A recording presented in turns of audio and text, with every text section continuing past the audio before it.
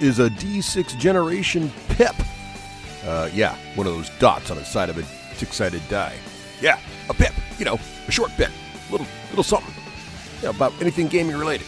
Sometimes featuring Craig, sometimes featuring Russ. We'll see what's coming up today.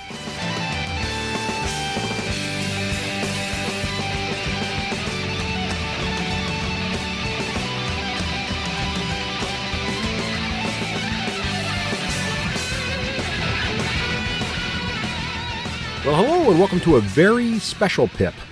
Well, it's unusual because we're trying something new this time around. Of course, due to all the COVID-19 activities, our regular gaming schedule obviously has been heavily curtailed. Obviously, Craig and I can't make it to the local gaming store. So what we've been doing is not really playing many games with each other, sadly, but we both, Craig's been modeling like crazy, amazing pictures of his stuff out on Twitter and other sources, so check that out. But I've been playing with friends online and other methodologies, and actually got in touch with some folks in the industry that I haven't had a chance to play a game with in a while. Friends from Geek Nation Tours, namely Terrace Cassidy, the head geek over at Geek Nation Tours, as well as Sepi Yoon, who is the man behind Fight in the Box games. And if you have not played End of the Line by Fight in the Box, they have many great games, but End of the Line, I think, might be the best game that actually simulates what happens during an end-of-the-world type crisis. If you ever, because games like Pandemic and stuff are interesting, and they seem like they're accurately modeling what's happening, but they really don't, because what really happens is the mass hysteria that occurs when trying to buy things, and End of the Line really captures that very well. So if you haven't played Fight in the Box's End of the Line, you can try that out. So Terrace and Sepi and myself, along with Rafe Granger, founder here of the D6 Generation as well, original host, and then also David Farr from the Nerd Herders podcast, we were just chatting online, and we're like, it might be kind of fun. Why don't we play a virtual game of Dungeons and Dragons? And I was happy to be the dungeon master for that. And we decided to give it a try. Wizards of the Coast just released a free version of The Lost Mine of Faldenver, which is a sort of starting module for characters level 1 through 5 or so. And we're like, let's just grab something, play some pre-gens. Don't put a lot of work to it. See how far we get, how far we get along with this thing. So this recording is us with our very first session. Terrace, Sepi, Dave, Rafe, and myself. And we use the tool Roll20.net, which is something I've talked about on the show before. We use it. I've been using it for my in-person gameplay with my own D&D group, but I thought it might be fun to actually try what it was meant for, which is remote gameplay. So we gave it a go. So in this couple hour recording here, you're going to hear the beginning of that adventure. This is literally the first time that this crew of us has ever played D&D together. We've all played separately before at different stages in the development of Dungeons and Dragons. So for many of us, we hadn't played in a long time. I've played recently, obviously, but it was a great way to reconnect. I think you can tell from the recording, we had a lot of fun. And even though it was only a short 2-hour session with pre-generated characters, we're looking forward to playing it again in another week's time. So give it a listen and let us know what you think. And if you've been considering the Roll20.net tool, you can check that out as well. And if you're a patron, instead of listening to this through the normal podcast route, you can actually go to patreon.com and see the video version of this, which actually shows all of our faces because we recorded it using Zoom chat software, so you can see the video feed from each of us. But also, more importantly, you can actually see the screens of Roll20.net, see the actual battle, and also see how we use Roll20 to facilitate our Dungeons & Dragons. So, without further ado, here we are, giving a try of The Lost Mine of Phandelver. Always an offer. Why not? All right, cool. Do we roll our own dice? I have no idea what's going to happen here. We're going to find out. Oh, yeah. Do we need dice? I didn't grab those. No, the dice are built into the system. That's what we're going to do next. So what I'm going to do is I'm going to share my screen here. So if you have two screens, great. If you only have one screen, no problem. You're going to want to look at your own web browser. But what's on my screen right now, okay, is you should be looking at, you should see it looks like a web browser, and you see the symbol of Lost Mine of Fallendeer. You see that? Yep. Vendelber? Okay. So what you're looking at here is basically what you can see on your own screen. So when you go to your own web browser, you'll have this capability. When you look at your character, Well, before we do that, first of all, the rolling dice is really easy. On the left-hand side here, you'll see these little icons. Yeah. And if you click die, if you hover over the solid, the polygon here, and you pick a number, like let's say D20, it's just going to roll it. See, I just rolled a 1. That's terrible. And the color of the dice is going to be the color of your player icon down here. See, I've got an extra person logged in called Player View. Yep. So you're seeing what you see, right? So whenever I roll a die, I'm going to show a white die because Player View's current color is white. If I don't like white, I can click on it. I can make myself, yellow or whatever. So you can do that kind of stuff. You might not see the 3-dimensional dice, but you can turn that on by clicking on this little settings up here and scrolling down to enable 3D dice.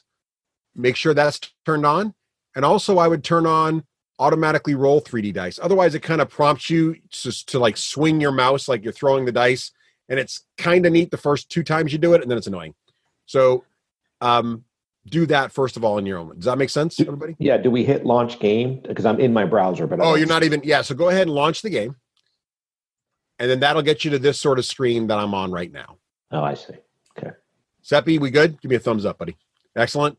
Cherish, you following along at home?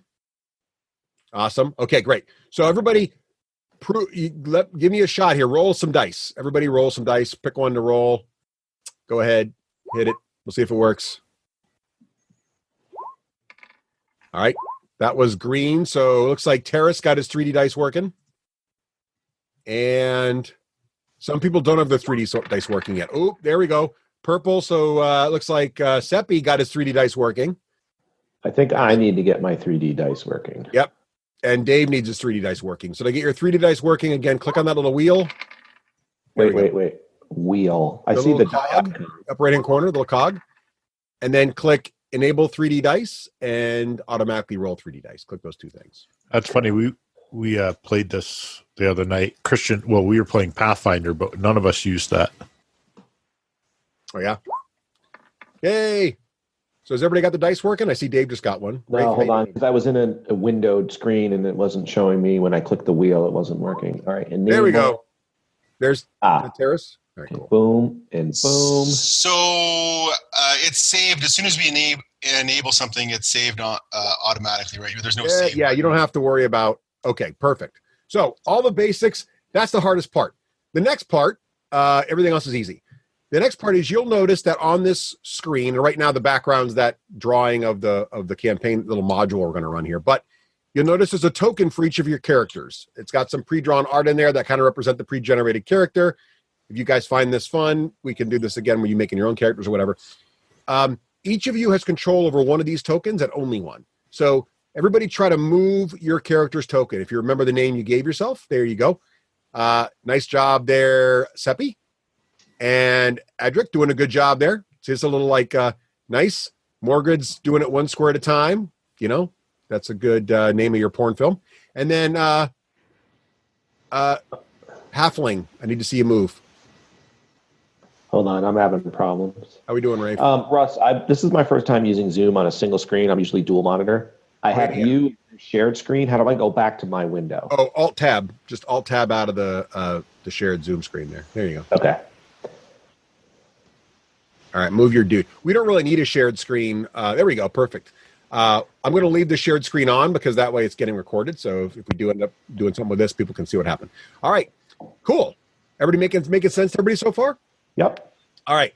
The last part is where the heck is my character sheet? Because all you need for D&D is a character sheet, dice. We got the dice figured out. We got the map figured out, the models. And now we just got to figure out the character sheet. So on the right-hand side here, on my version of this, I can see all the characters. But on your version, you probably only see your own character in the party list, right? If you click your character sheet, I'm going to bring one up right now. You'll notice on my shared screen here, you're going to see there's 3 tabs along the top. Click character sheet. And when you click character sheet from that tab, you're actually going to see what looks like the exact sort of printout of what a D&D character sheet actually looks like. So you see your name there, the level of your in class, your race, your alignment, all that stuff. Everybody figured that part out so far? Can I print it out? Yeah, I was thinking the same thing. I'm old. I love paper. I guess. Yeah, sure. I've never tried that before. How do I do that? That's the question. I don't think you can print it out from here. I haven't tried that before, so I've never tried that. But I can definitely get a PDF one for you that you could print out. I don't know if you can print it out. No, I think I figured it out. Oh, sweet. All right, good. How'd you do that? I kind of want to know now. All right. I right-clicked on it and clicked print. Oh, nice, Epi. Nice. All right. So a couple other things to notice here. In addition to the tabs on the top, so the character sheet, bio, info, in the middle, below where you've got class and race, you'll notice there's 3 little buttons. One says core, one says bio, and if you have a spellcaster, one says spells, right? So the core ones, as you scroll down, you'll see that core has all your D&D stuff that you know from the past. So strengths on the left, dexterity, constitution. You'll see in the little ovals that's showing the actual score, the 3 to 18 score.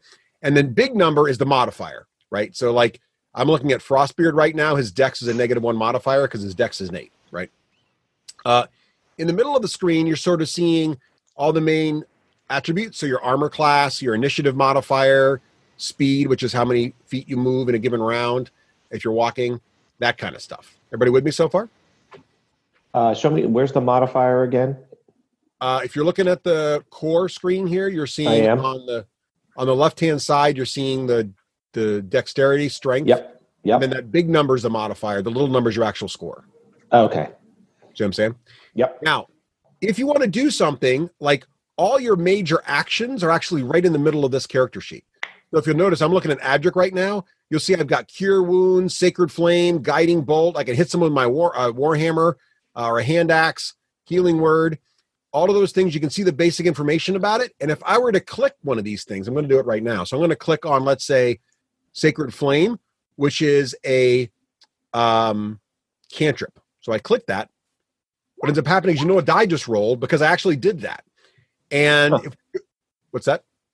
I just was saying, Right. So I just did that ability, basically. You don't have to do it this way. You can just say, I'm going to do Sacred Flame and roll the dice, whatever you want to do.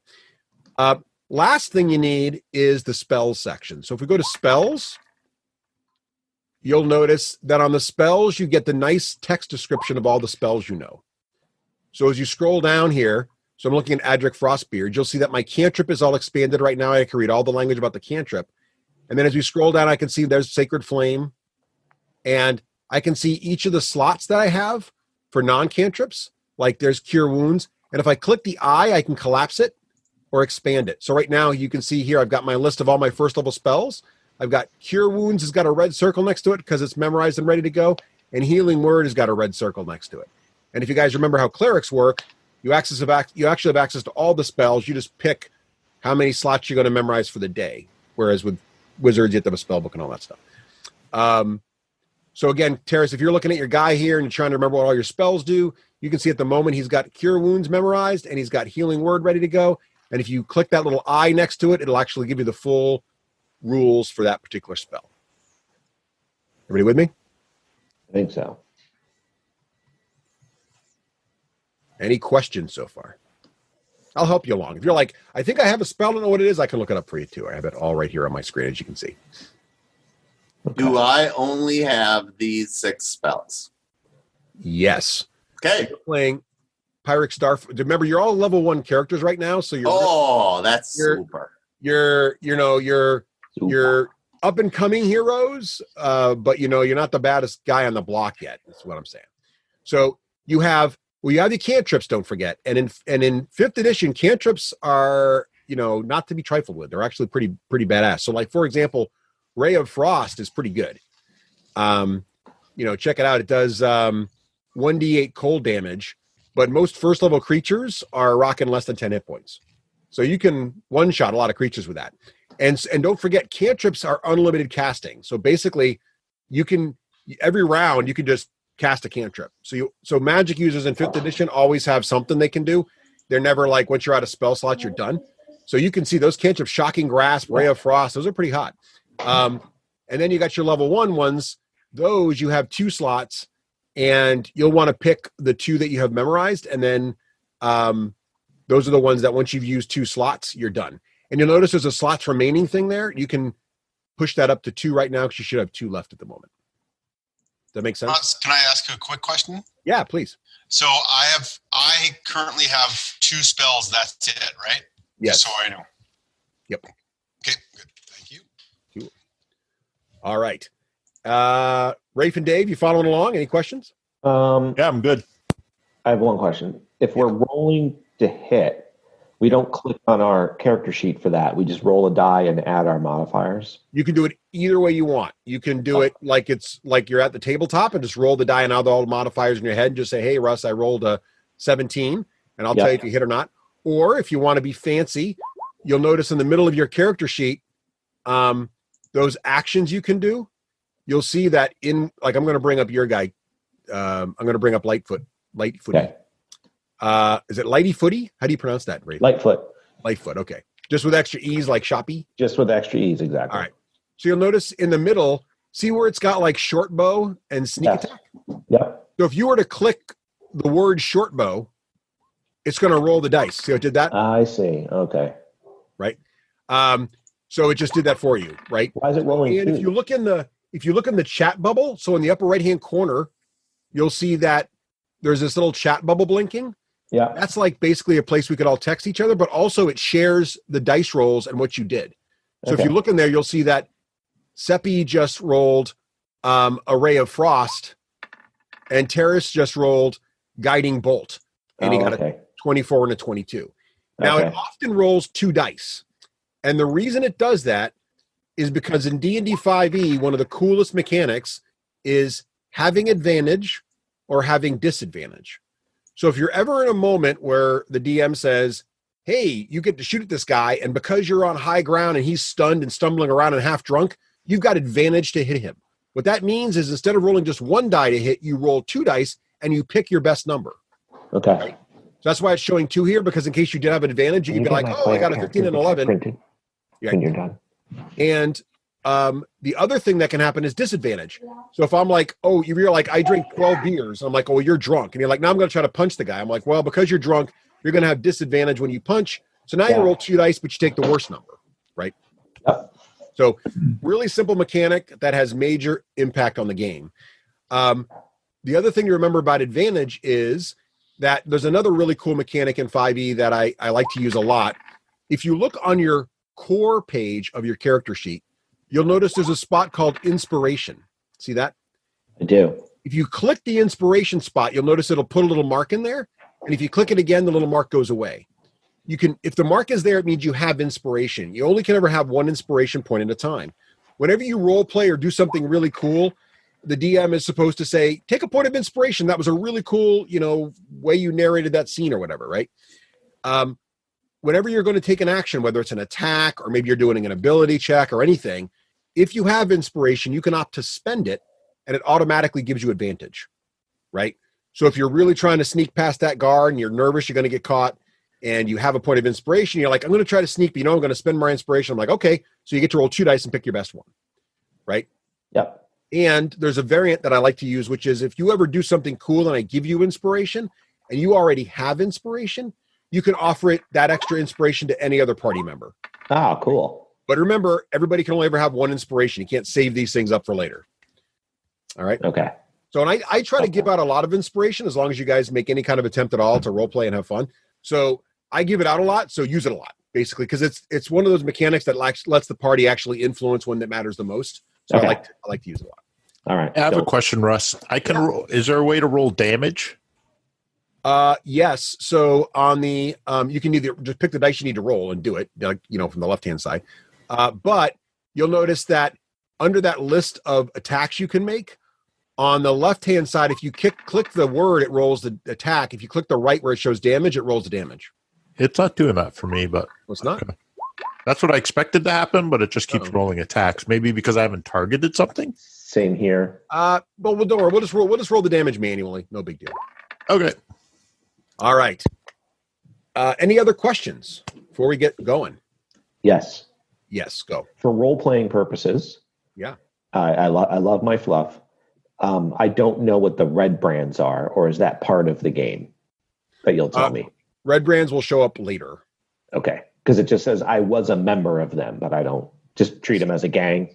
So the red brands were a gang, and they did some bad things in the town where your aunt lives. Okay. So it's kind of awkward for you because they're generally considered thugs and bullies in town, and yet you are working with them, even though, makes sense. Got it. Yeah, that's what I was looking to know. Stuff like that. Okay, great. It may or may not become more important later. You're going to bully if you're a halfling. They probably Oh, halfling bully, man. Those are the worst. The worst bullies are the ones that look the most innocuous. Exactly. Right, Seppi?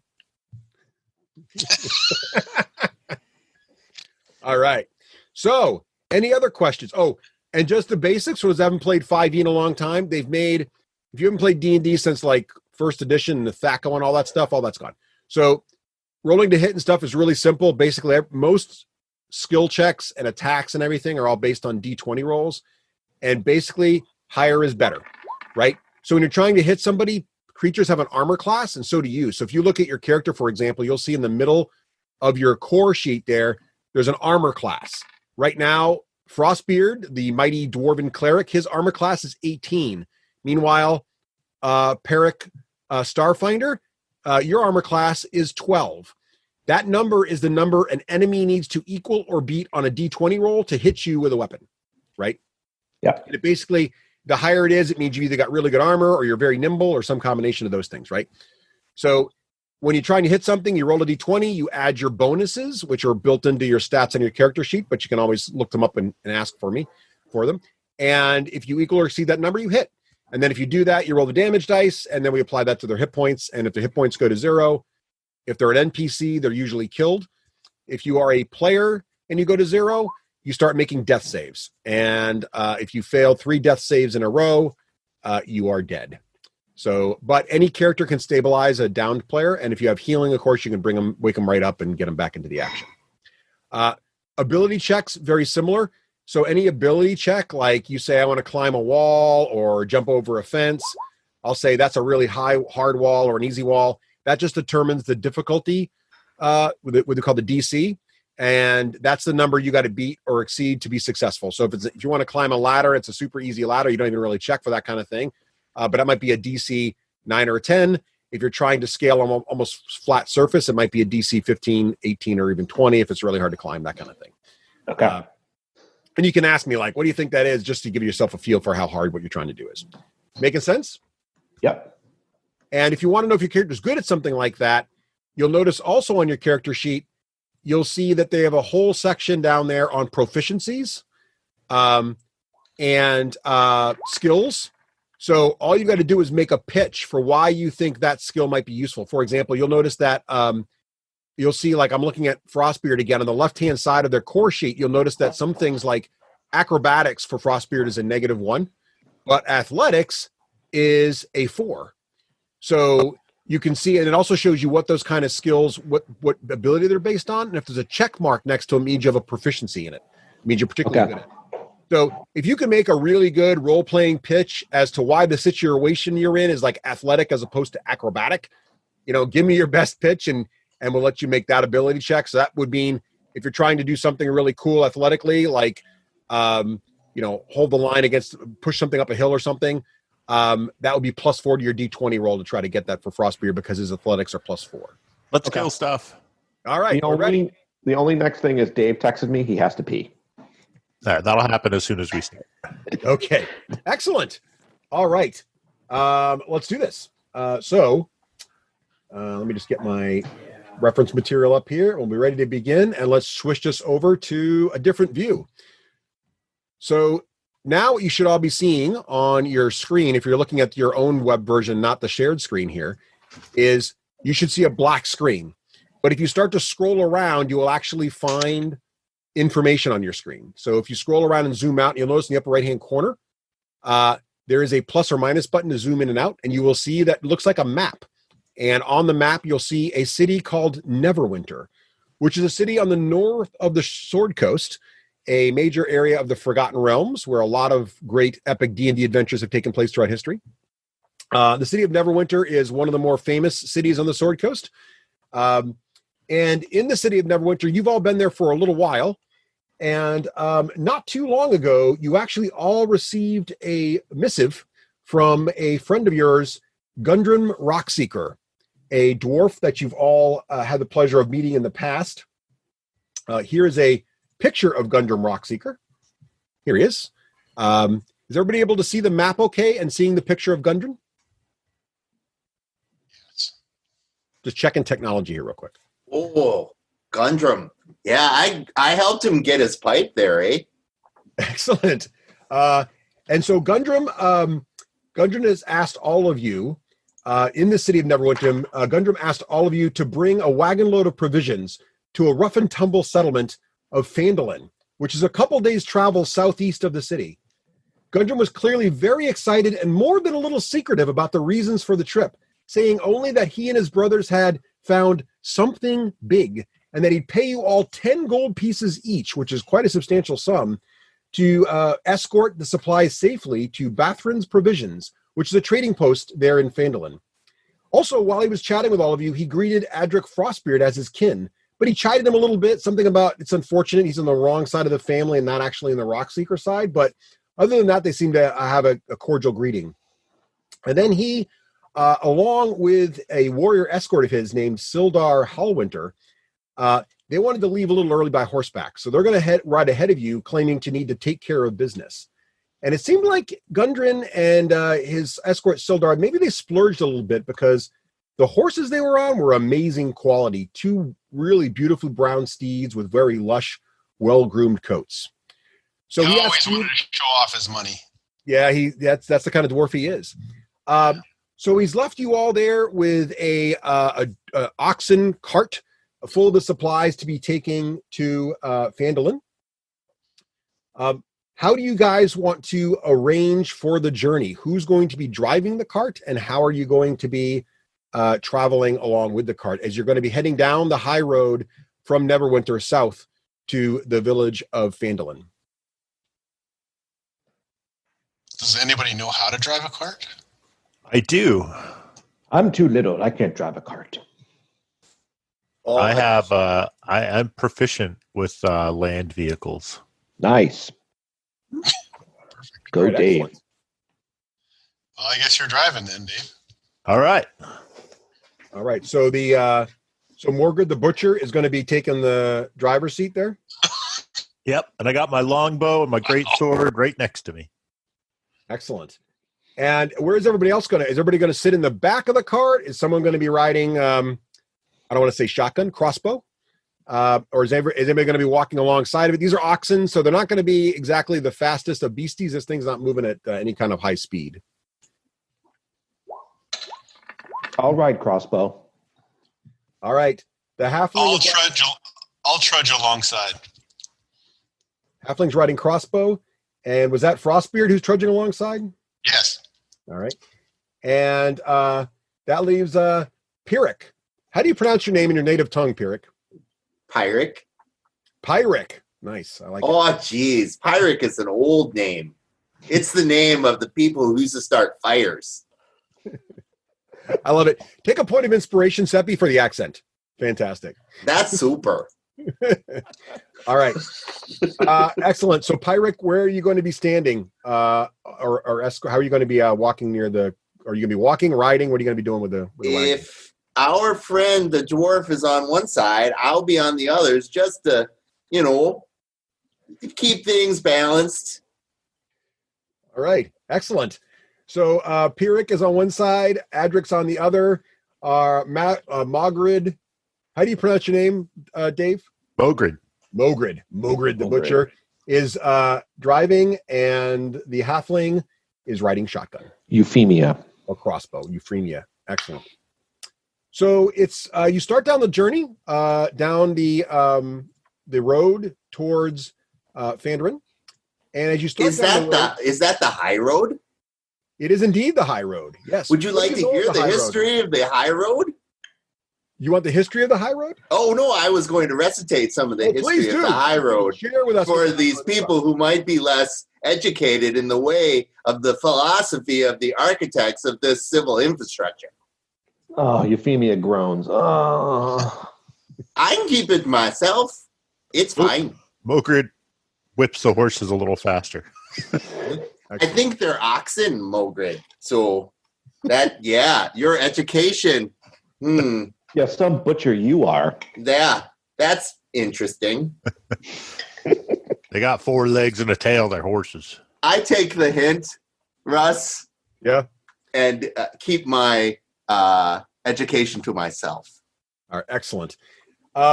So you start to make your way down the high road, and you can see here on the map the little carriage is moving along down the high road there.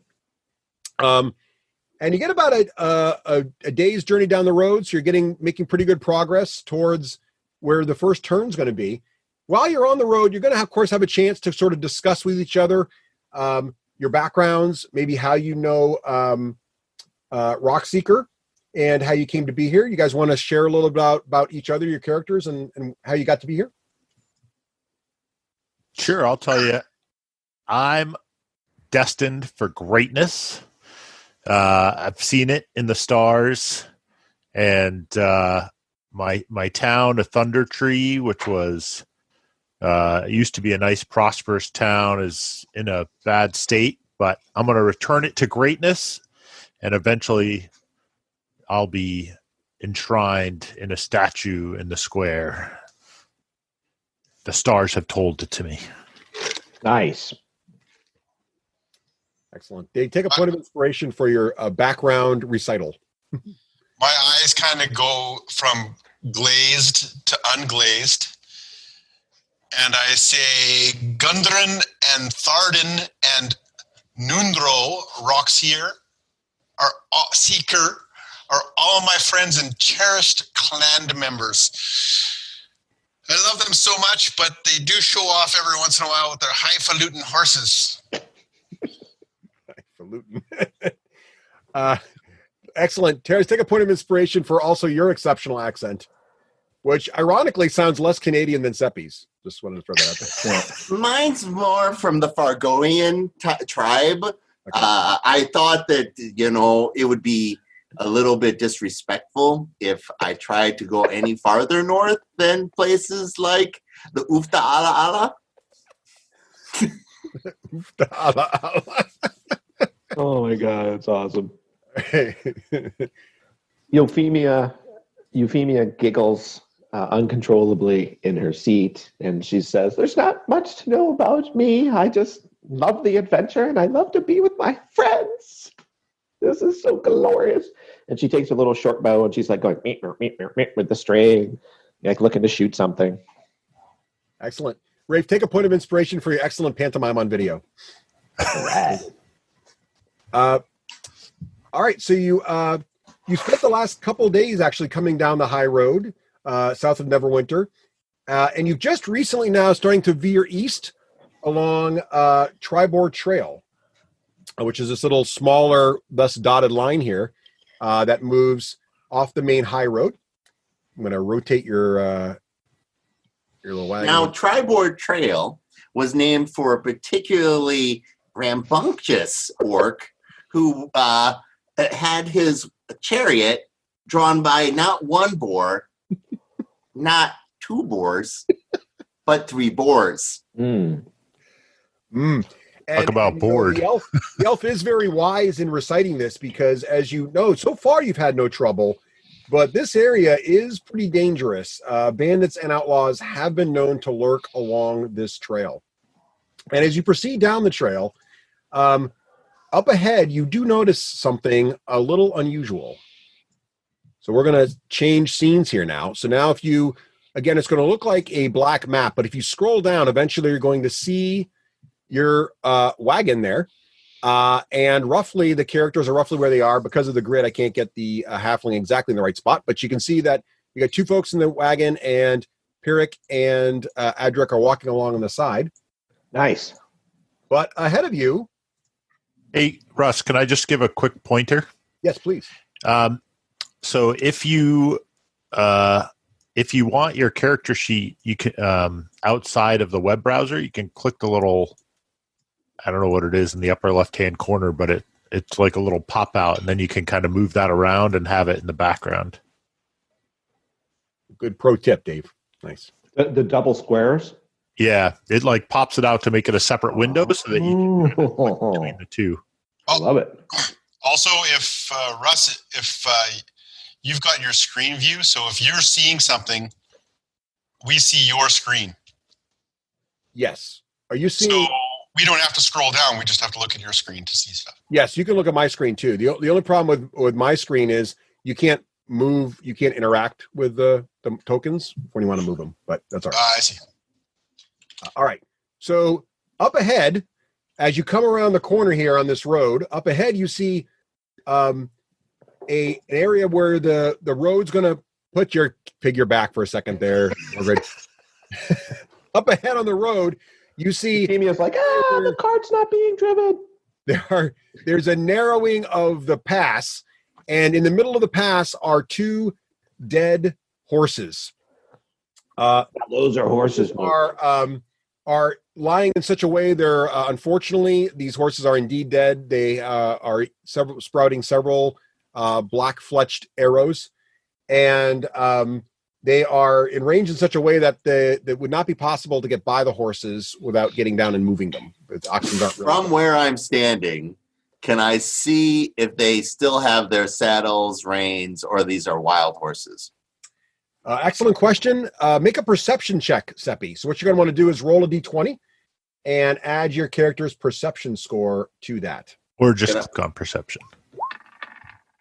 Why did I roll 2 dice?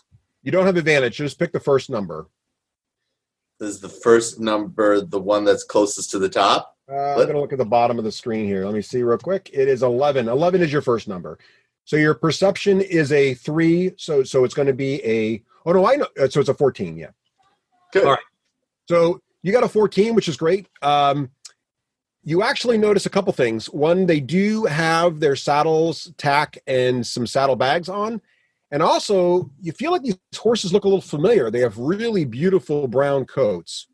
I was going to say, I'm not the smartest guy in the room, but I do know 2 horses, and I'm really curious to is there anything about those horses that would make me think they're the 2 horses of our buddies? All right, so another pro tip about D&D 5e, there are 2 stats that a lot of people get confused. One is perception. Perception is trying to notice something that isn't there, like can I see their saddlebags or anything, or is there something hiding behind the curtain? Then there's investigation, which is trying to get a deeper understanding of something that's right in front of you, which is what Dave is about to do right now, or his character is about to do, to understand if these are the same horses that you guys saw earlier. So, Dave, why don't you make an investigation check there? That's a good pro tip, Russ. I never knew that before. Nat 20. I investigate like Sherlock. Right.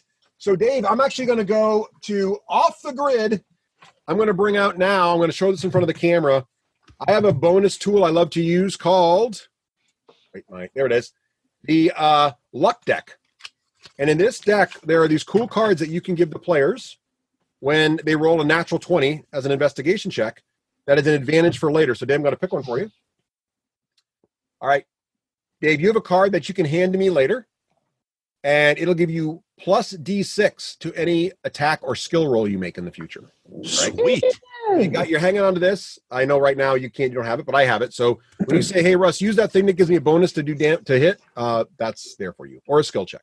So, Dave, you clearly see these are exactly the same 2 horses that Gundram and his escort were riding. You are 100% certain of it. And because you did such a good job on the roll, you also can see that these horses aren't laying where they were killed. They were actually killed riding side by side, and that clearly been dragged into this orientation. So I turn to the crew and I'm like, all right, listen, you can tell from the hexagonal angle of the horses and the rapidious blood splatter that there's quite a visceral attack or trap coming. FYI, my guys likes to use words he doesn't understand to sound smarter. That was awesome. I think you're right. She doesn't know, but she just agrees. I'm surprised he used the words correctly. I'm a little scared for my cousin, so I'm going to. I think we should move up. I'm going to move up. All right. Is there? I turn to them and I ask, is anybody? Should we fan out so that if this is a trap, I don't want to get jumped. Well, you're the perception dude. What the hell do you see? You want to make a? You can make. You're the perception guy. You smarty two shoes. What the hell should we do?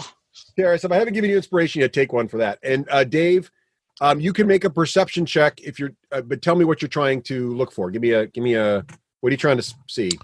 Well, I think because it looks to me pretty obvious that they want. I've read some old like comic books in the past, and the Neverwinter Chronicles, Tom. The Neverwinter Chronicles, and I remember one where Johann the White.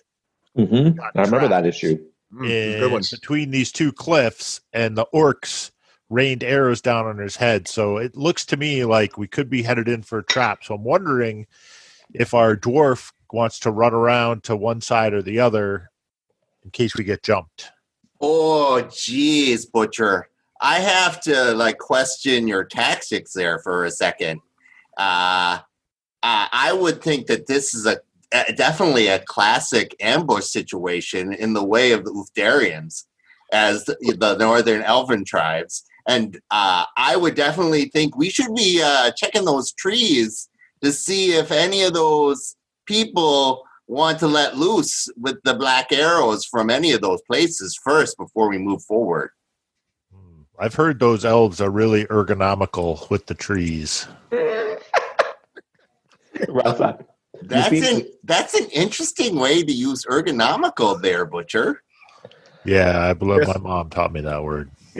Yes, Rafe. During this exposition, Euphemia is going to hop down using her stealth skills and try to get into that one bush and lie in observing forward scout mode. Okay, so here's what we're going to do to keep things so that we can make it gradual. Yes. You can move each square, right, is 5 feet. So why don't you move your character, let's call it 20 feet in the direction you're trying to get to, Rafe. So go ahead and drag your token one square at a time, sort of 20 feet to where you're trying to go, which would be 4 squares. All right, hang on. I think I'm on your screen. So I'm seeing my screen with my character. How do I switch to the token view? If your character's if your character screen's on, is your character sheet up on the full screen? Yes, it is. You can just, actually, if you double click it, shrinks down to a little gray bar. You double click the title. Ah. And then you can double click and bring it back. And so that will put it out of the way, and then you should see the map. Oh, I do. I see. It's in a black area, but I know how to navigate. And then scroll around. You can also zoom in and out of the map so you can see a bigger version of the map if you want to see more at once. Okay. If the dice are in your way, just click the dice, they'll go away.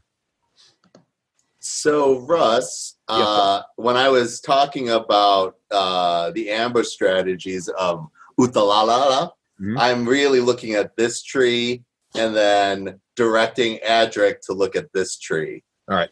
So another pro tip, if you put your guy back, if you right click, actually, isn't it? Hang on a second. I forgot how to ping. Dave, you did pinging. How do you ping? Did I just ping? Yeah. I think you just double tap.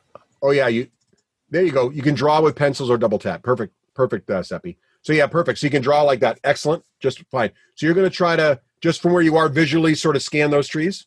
For me, I'm going to do this tree over here. Yep. And then ask Adric if he would like to check this tree over there. All right. So why don't you go ahead and make a perception check? Perception. I will roll a d20.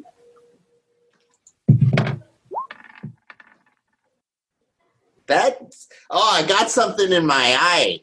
Yeah. So you were looking at, let me get my little thing here. You were looking at this tree here, right? I just do the red X on it. How do I erase? You can, if you go to the drawings, you can clear all drawings. I can get it. So they're gone. So this upper tree, which I just drew on right here, that one you couldn't make heads or tails out of. You're pretty confident there's no problem there whatsoever. It's just fine. There's, I'm sure it's okay. And then who's looking at the other tree? Dave, were you looking at that one? The one on the southern side of No, that he was telling the wizard to. Okay. Is anybody else making any perception checks? You can go ahead and someone else can make a perception check if they want to spot anything. That was me. All right, go ahead, Terrace, make a roll. Okay, let's see if I can figure this thing out. D20. Yeah. Oh, sorry, I did 2. That's okay. We'll go to the list and pick the one that rolled first. So it looks like you got we'll give it you got a 14. All right. So you think you saw a little movement, but you're not sure. Could have been a bird or a squirrel. This is not surprising. Your clan is known for its keen vision. It helped itself out in the battle of what we call the Luthien. So many centuries before. Your people stood proud. Can we move the wagon up? Can we slowly approach? Yep. So so the halflings move to where she's going to move. I can move the wagon for you. You want to move the wagon just along the road? Maybe like halfway up to see if we can get a little bit of a better view. Okay. Is everybody going to move along with the wagon to the relative positions they're in? Yeah, I'm going to use that as cover to get to that bush. All right. I'm going to move the wagon. Let me just rotate it slightly so it's still on the road here. So the wagon gets to here safely at the moment. So go ahead and rearrange your tokens where you'd be relative to the wagon. That was bad. It's all right. I can clear the text. All right. Excellent. All right. Are we just going to move the horses or are we? No. I think we should attack.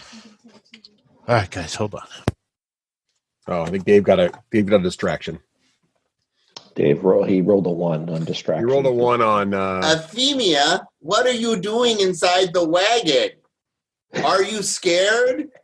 Don't worry about it, Euphemia. I'm sure everybody knows that the wagon is the safest place back there, and I will protect you. That's awesome. I thought Euphemia is in the bush, isn't she? But Euphemia's out in the bushes. You've lost track of her. No, you don't understand the subterfuge that he's laying down. Oh. Not all of you are thinkers, you know. The level the elf operates is like up here. Only Euphemia was up here, despite the fact that the elf were operating at a different. she was down there. Yeah. She's right there. Oh, Adric. Oh, you've not done your... she's over there. Adric, that's an interesting time to be so honest. Adric. Those dwarves. I don't know if you did your people proud in that particular moment.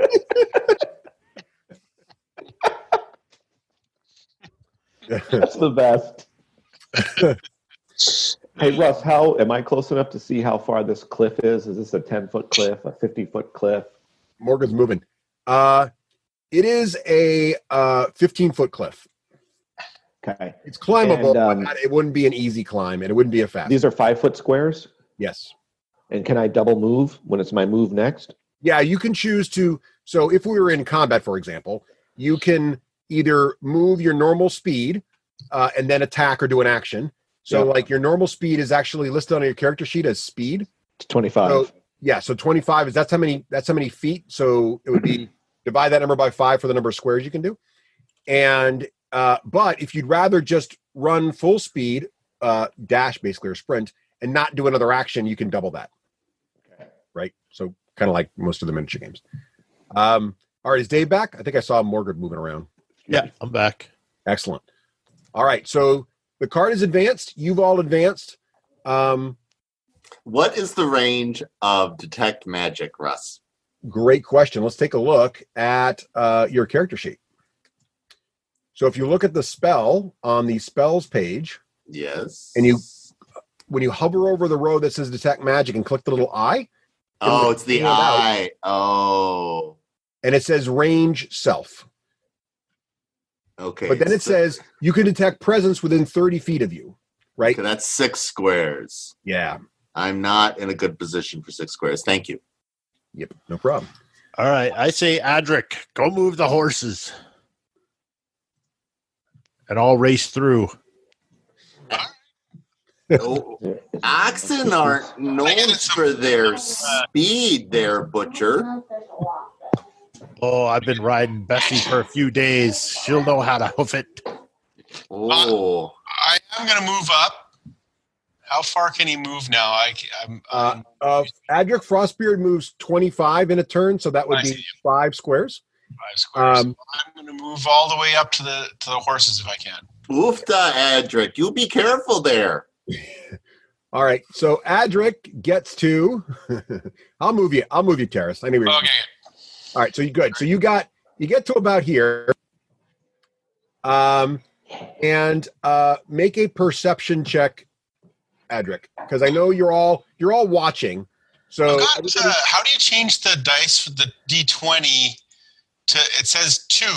if you just click D20 by itself without clicking the 2, it'll roll. Okay. And Terrace, if you on your character sheet, if you just click perception, it'll roll and tell exactly what you're doing. Oh, okay. I know I can't see anything, but I swear there's some shenanigans up in that tree. All right, everybody make a perception check right now. Perception. How do you do that? Get the real one really well. Now, it keeps giving us advantage all the time, Russ. Do you know why? That's right. 19. There you go. I got a 22. I saw that. I saw a 19. All right. So, excellent. Okay. Well, the 18 and the 2 up to see what that is. It gives you advantage every time. That's weird. But Ray's first roll was an 18. So you all actually rolled really well that time, which is good because the ambushees, not that there are any, but if there were, they rolled well, but not that well. So you avoided surprise. So if you hadn't rolled well here, would have had surprise. And what surprise means in 5e is that everybody gets a free round of attacks, and then you roll initiative, and then we would go. So basically, if they had surprised you, they would have a free round. But because you were all suspicious and you rolled really well for your perception, you avoided surprise. So we're actually going to do a regular initiative roll here because you see, as Adric, you're walking towards those horses and you're kind of going up there, but you're obviously being cautious because you know something's up. You start to see movement in both those trees on either side of the pass here. And just that movement starts to happen, we're going to roll initiative because you realize you're about to be ambushed. So here's how this is going to work. I'm going to throw up here a little turn tracker. You can see this little turn order thing just popped up on your screen. And I need folks to start rolling initiative. So Mordred, you've rolled initiative twice. I did. Roll initiative, you simply go to your character sheet and click the initiative word. All right, I'll get rid of your lower score. I'll give you the benefit of the doubt there. Why'd I get 2? I only rolled it once. That's all right. You're good. I got a 19 the first time and a 5 the second time. All right. Pyric, did you roll? What did you get? 18. Oh, Adric's in there. I got a 19 the first time and a 5 the second time. All right. I'll give you the 19. We got that.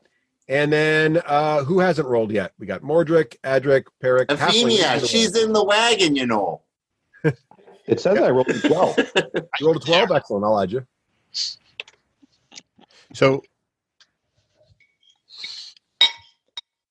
all right.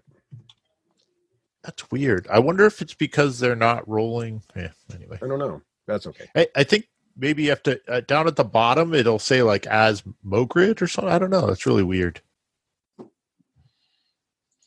It is weird. Must be some setting. We're going to add them to. All right. Rafe, so, down at the bottom, click as and then change your name from Rafe to Lightfoot. When you say as at the bottom, do you mean in the chat window? Yeah. Okay.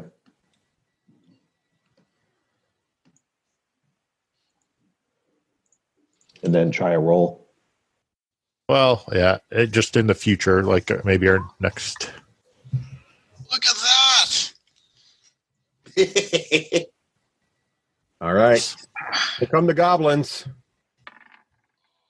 I'm rolling initiative for goblins now. So you notice movement in the trees, and you see 4 goblins moving around up there. Oh, just like from Johann the White comic book. Just adding some initiative for them real quick.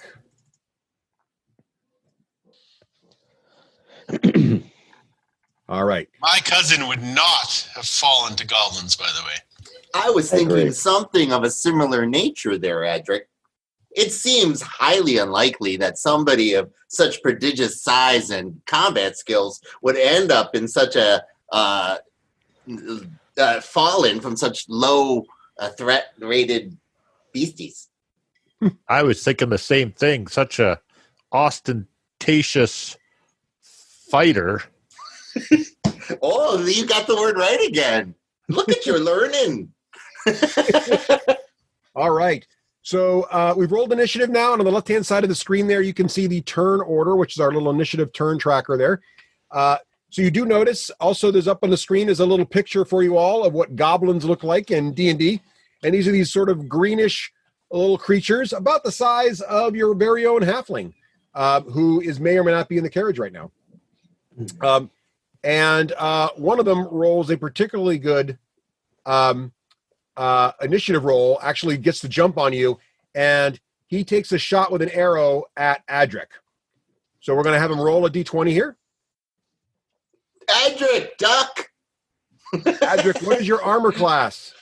My armor class is 18, boy.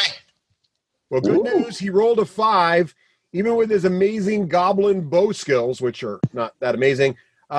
You usually see that coming. You are ready for this thing, and it just misses you completely. Which brings us to our able-bodied elf, Pyric. Is the spell of Frost Ray in 5, do you count squares, every other square, the diagonal as 2? You don't have to worry about, just count diagonals as 1.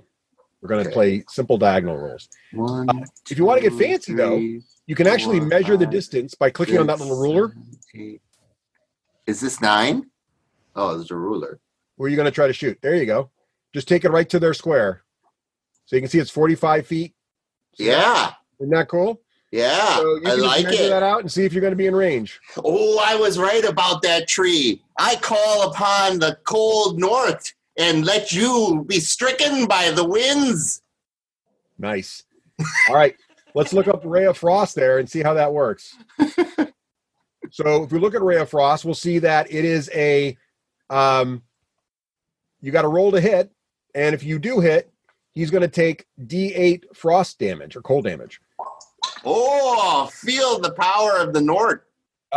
Yeah, sadly, you rolled a natural 1. Oh, So now I go to...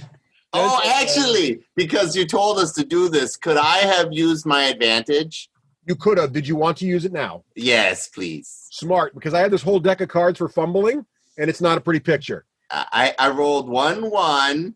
All right. And now I can roll another 1. Oh, no, I think I got him. There you go. There it is. That's going to be a hit. So don't forget to spend your inspiration, but you've used it well. Now, normally you got to choose to use your inspiration before you roll, but DM's grace because it is our first time playing. Sorry about that. No problem at all. Excellent. So you now, through the miracle of your awesome heroic nature, your Ray of Frost does indeed strike the goblin, and you were shooting the one you measured to, right? This one down here. This guy down here by the purple tree. Please. Okay, excellent. Could you also clear the purpleness? I'm sorry, I can't figure out how to get rid of it. I gotta remember how to ping. It used to be easy. I can't figure out how to do it anymore. So I'm going to get rid of the purpleness, and that goblin then is going to take D8 frost damage. So I need you to roll a D8 there, Seppi. Oh, a D8. Feel the power of the north. A 4. All right. Now, in 5e, we don't ever tell everybody our hit points. That's just not cool. But what we do say is the person is either, or the creature is either unhurt or unwounded, has been wounded at least a little bit, or is bloodied. If a creature is bloodied, it means that they are at or below half of their total hit points. So I'm going to go ahead and put a little red circle on that goblin token, as you can see there, because he is now bloodied. So your frost just freezes up his whole shoulder, and he's having trouble moving, and he just definitely definitely not in good shape after that frost beam. Nice job there. Okay, right, so I was like hanging out behind the wagon and then shooting it like that. Oh yeah, that's super style points. Okay. Which is why you almost fell off and rolled a 1 and landed on your head, but because you're heroic, you didn't. Yeah, that happens. All right, Adric, what are you going to do, my dwarven friend? I will call the sacred flame of Moradin, the soul forger himself, and zap the closest goblin to me, which I believe is the one just above me. How do I do range again? So if you click, there's a little circle that's got like a little like comb in it. And if you click snap the center and you go like this, you'll see that I've got a range there. You see that? Where is the on the left-hand side in the toolbar? Oh yeah, okay. See this one that looks like a little circle with a Oh yeah. Click snap to center and then just drag from your square to the target and you'll see 35 feet. Perfect. What's the range of Sacred Flame? The Sacred Flame will give radiant damage and set the guy on fire, I believe. You need to hit? Spells. Sacred Flame, 60 feet. A creature that you can see within the range. Flame-like radiance descends upon the creature that you can see within range. The target must succeed on a dexterity saving throw. So that's an excellent one, but because where Pyric was, he had a pretty good angle on that goblin because the goblin's not directly behind the tree. For you, the goblin was directly behind the tree. So if you'd had to roll to hit, I would have given you disadvantage because he's uphill and has cover. But because this spell, you just like cast it on a creature and he has to make his own dexterity save. You don't have to worry about rolling to hit. So instead, he's going to roll a dex save. So here he goes. So what we're going to do is we're going to roll a d20. We're going to add the goblin's dexterity bonus. He has rolled a 13. His dexterity bonus, for those keeping track at home who are interested in goblin ecosystems, his dexterity is a +2. So that is a 15. Now, your spells have what's called a DC, right? Because that's based on the nature of your caster. So in your spell page, Terrace, you're going to see a DC. Did you see what it was? Yeah, 13. 13. So he beat that, which means I believe he takes half damage, right? Or does he take no damage? Let's see. Spells. Sometimes it's half, sometimes it's none. The target gains no benefit from cover or for the savings throw. Or take. So if he makes the save, he takes no damage. So yeah, he'll take no damage, yeah. Unfortunately for you, he was able to sort of shrug off your magic. Your god has no power here, dwarf. All right. That was, speaking of goblins, we're moving on to another goblin. The goblin just to the right of the goblin that Adric tried to get comes running down the hill, screaming like a Amazon warrior. 1, 2, 3, 4. He runs. He has to make a dex check as he tries to slide down the hill and land gracefully and just really cunningly next to the dwarf. We're going to see if this is going to work out for him. So here we go. Dex check. An 11 plus 2 is a 14. A 13. So he's not as graceful as he wants to be, but he doesn't end up injuring himself. And he did spend his entire turn to go that far, I think, because I don't think goblins are that fast. Let me just double check. His speed is 30. Yeah, so he had to run. So he gets to you, but he doesn't have a chance to. Let's see, 5, 10. Oh, no, he could attack you. So he actually is going to make a swing with his sword. Are you ready, Adric? Here comes his sword. Do it. He rolls a 12. He has a +4, so that's a 16. But I believe your armor class is pretty good, right? Man. So it deflects off your 18 armor class. Pang, you guys definitely sent the right armored guy up for this situation. We have another goblin going. Now the goblin way down here at the bottom, he's going to have to advance, and he's going to take a bow shot also at the dwarf. Here he goes.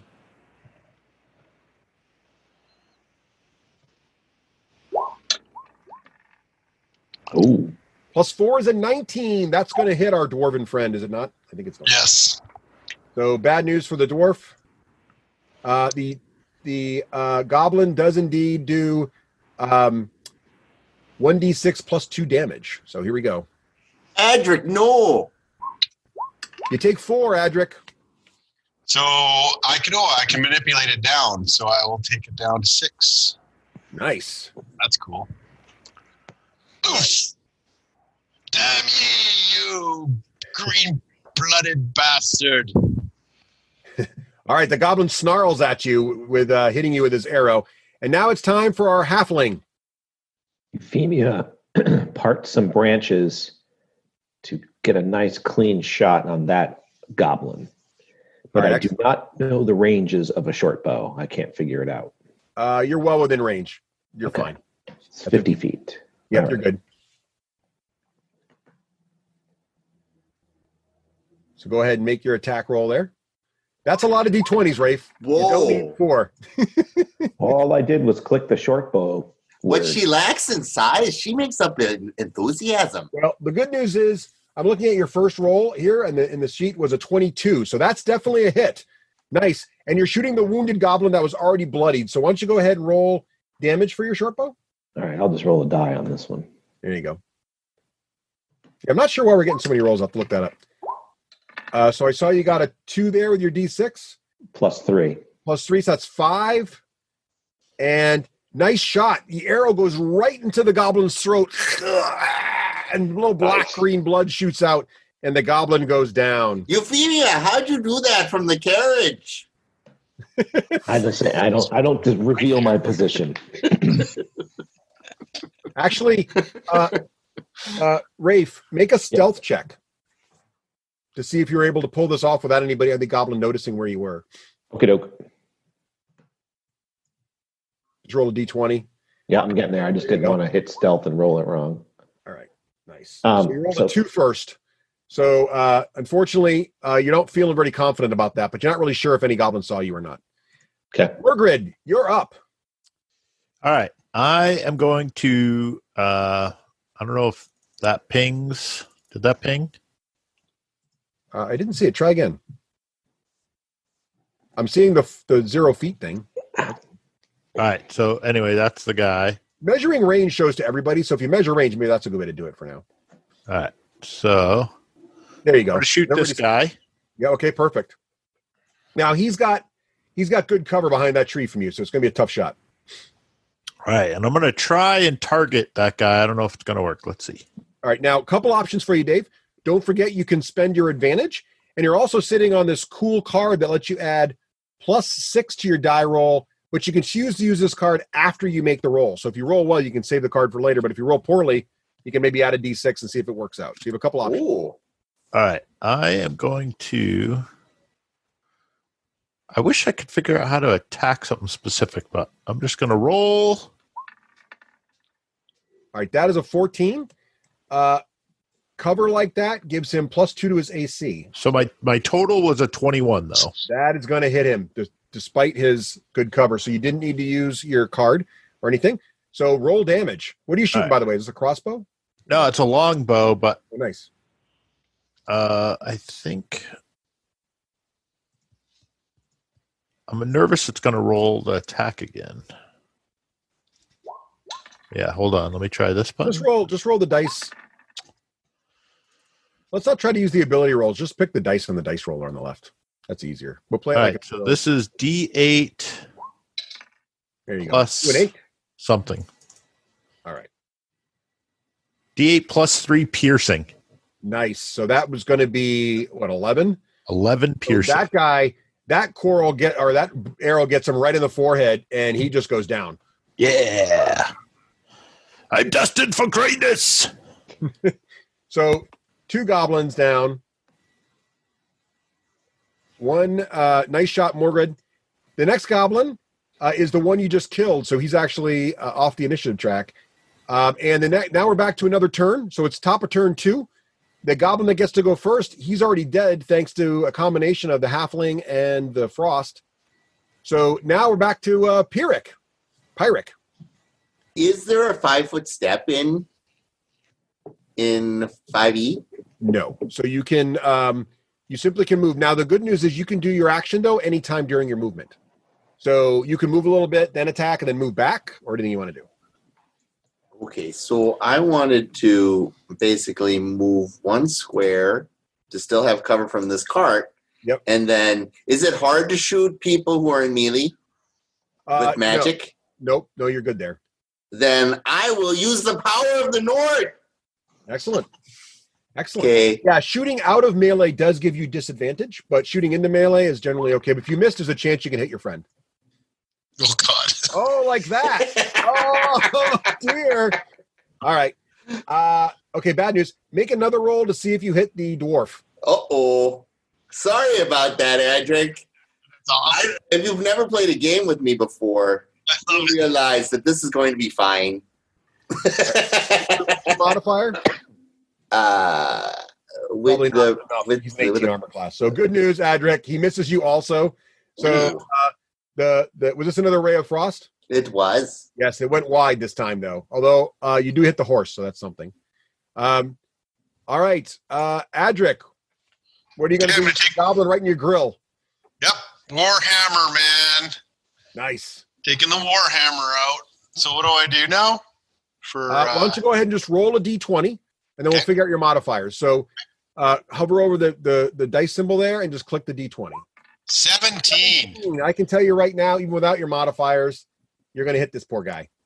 And the attack modifier is +4, right? That's Yeah, what so that means your total then was what, 20 something? Yeah, their armor class is only 15, so you have them all day.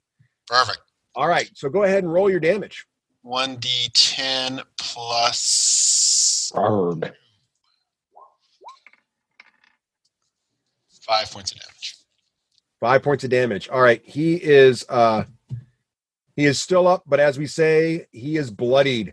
He definitely felt that. He staggers back, and he curses you in in a goblin tongue that you actually probably understand because most dwarves know goblin. So he said something really bad about your mother and her cousin. Mm. It's She does now indeed have a beard. So it's now that goblin's turn, and he's very upset with you. So he takes his short sword that he's already struck you with once and swings again. But to no avail, you easily sidestep this blow because you've got the measure of this goblin now, you think. The goblin that advanced up on the hill is actually he's going to make a morale check. He's getting a little concerned about how things are going right now. Yeah, he starts to run. He actually he slides down the hill. He's got to make a dexterity save to see if he can pull this trick off and not injure himself or fall down.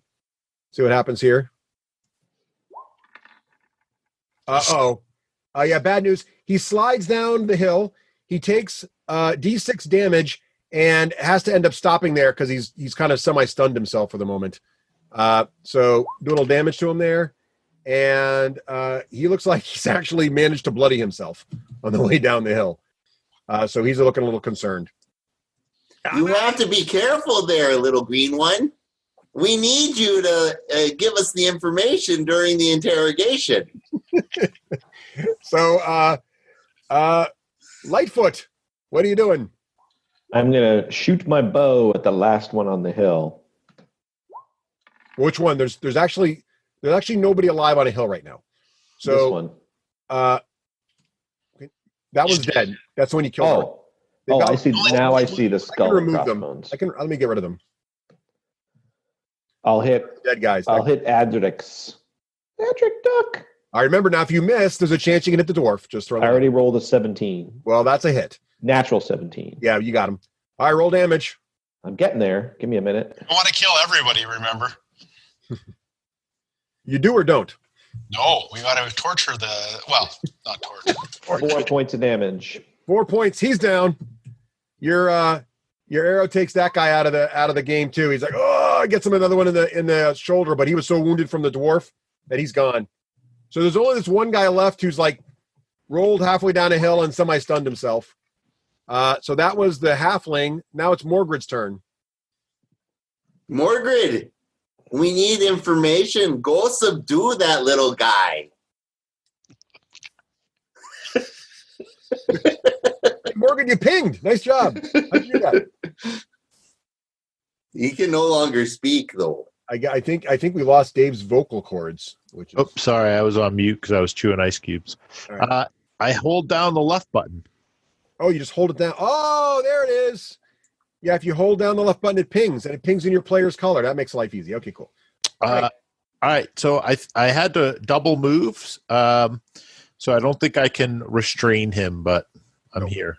But you're there. And now so there are such a thing as attacks of opportunity or free strikes in D&D. And, but you can spend your action to disengage and still move away, but you couldn't run, right? So you could move normal and not attack anybody and basically disengage for free and not get struck. Or the goblin could try to run, but that would give Morgrid an attack of opportunity. Now, when you strike, you can always choose to strike to subdue, which basically means you still roll damage as normal, but you're hitting him with the flat of your weapon. And if he goes down, he's not dead. He just is unconscious. So that's an option for you, Morgrid, if he does choose to flee from you. All right. We're back to Pyric. What are you going to do?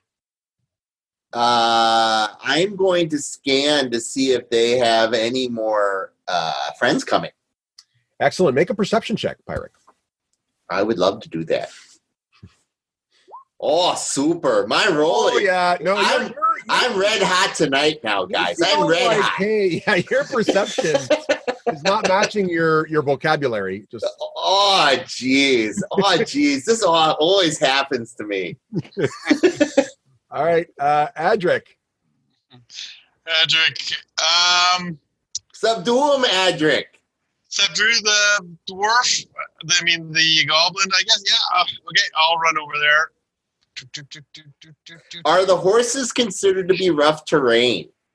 Not in this. I think he could make between them pretty easily in this case. So no. If you had to amble over a pile of horses, then yeah. But I think he's okay. So yeah, it's since you move 25 feet, I believe you can make it to him without and still be able to either strike him or try to intimidate him. So you guys have other skills like intimidation and persuasion. So if you want to try to intimidate, you could certainly do that and see if you can maybe get him to, not attempt to run or something. Beat him senseless first, and then we'll wake him up later. And if you give me a good role-playing intimidation sort of line or diatribe, I will maybe even give you advantage without having to spend any inspiration. I will call the Soul Forger to crush your soul if you do not comply to us at this particular moment in time. That's good. That's excellent, Terrace. Take advantage on trying to intimidate him. So roll 2d20, pick the highest number, and then we will add your intimidation skill to that. Oh, 50. Intimidation. And you do have your intimidation is you're proficient in it, and it's a charisma stat, so you actually +3 to that roll. So what'd you get? 15, and so that's 18. All right, Total. we're going to give him a little wisdom save here to see if he can get out of this. Here we go.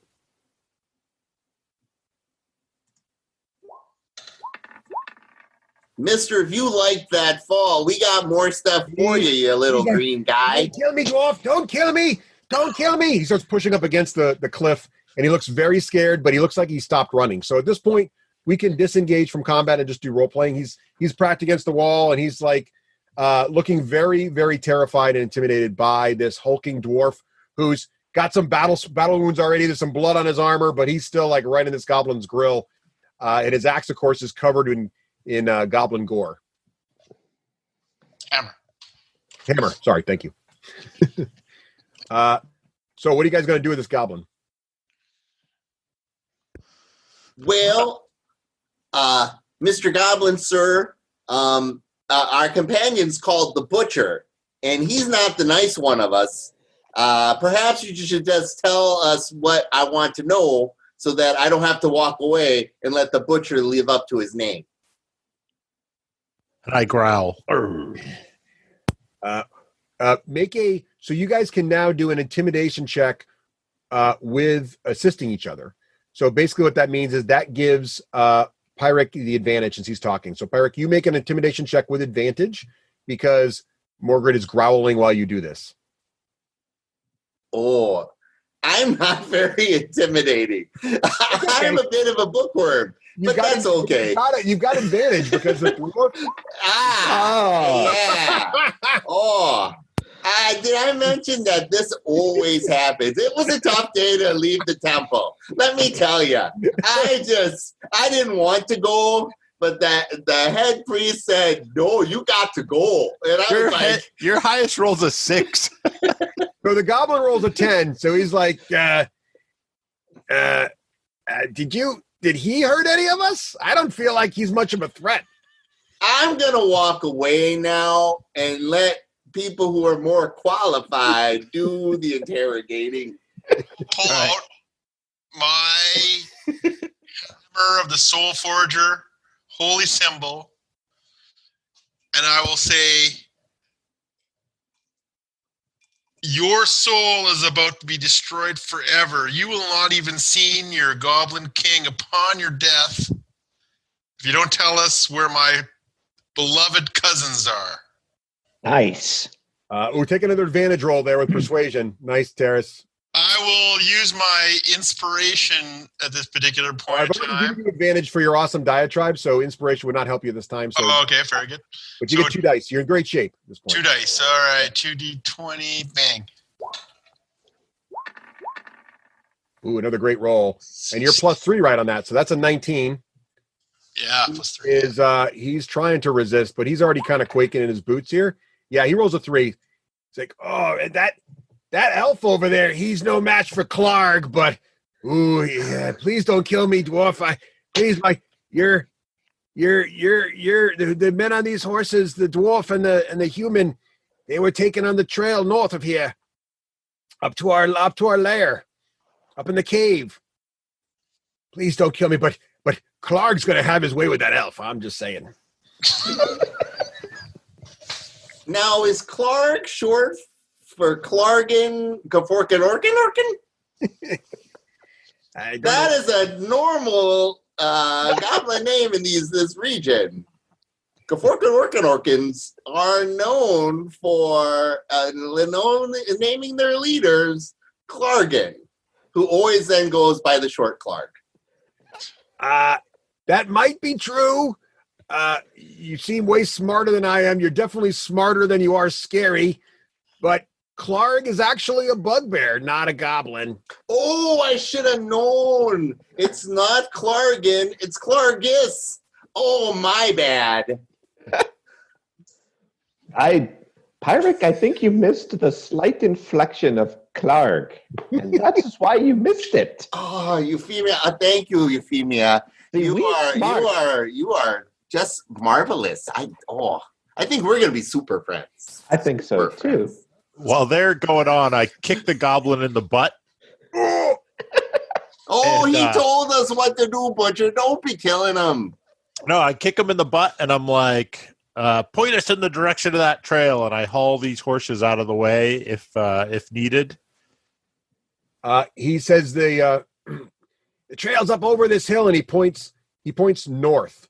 So see where that ping is? So he's saying it's up in that direction, up that way. Can our cart make it, or is it a foot trail? It's a foot trail. Your cart would have some trouble. I don't know. There's a lot of good stuff in that cart. You might be able to, clear a path, but it'd be work. I ain't doing it. What are we going to do with this green goblin?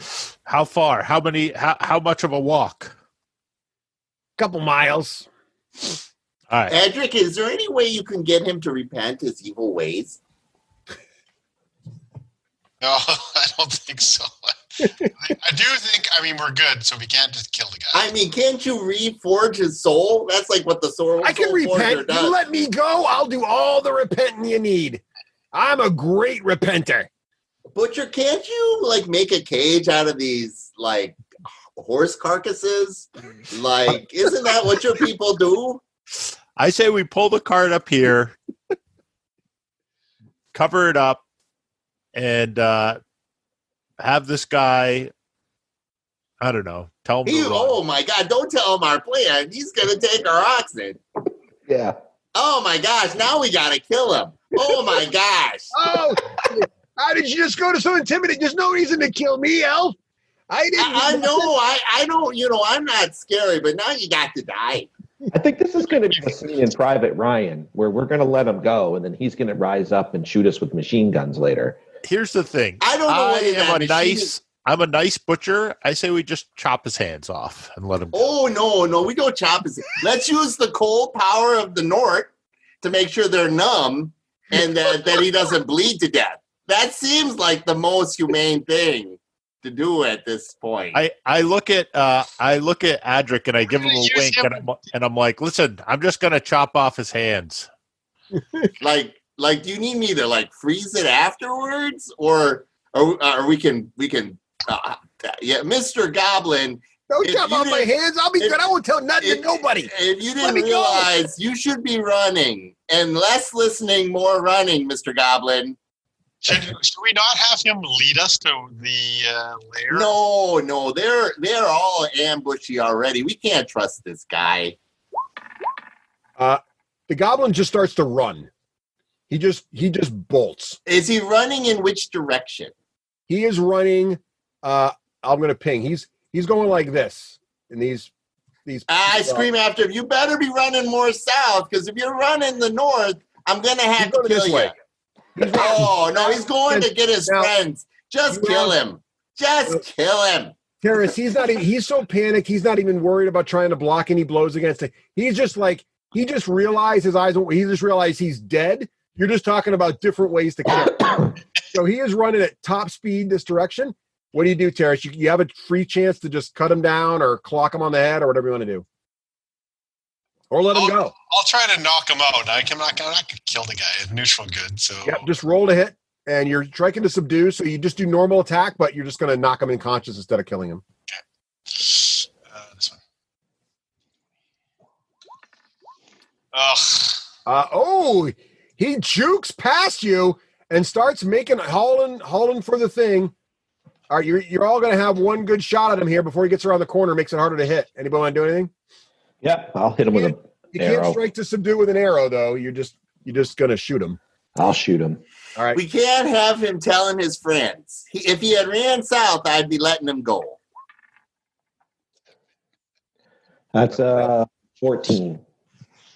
Double check his armor class here. I think he might have missed. Oops, sorry. His armor class is a 15. I miss. Wide. So Adric had his one chance. The halfling had a one chance. Morgred, you still got your bow in your hands.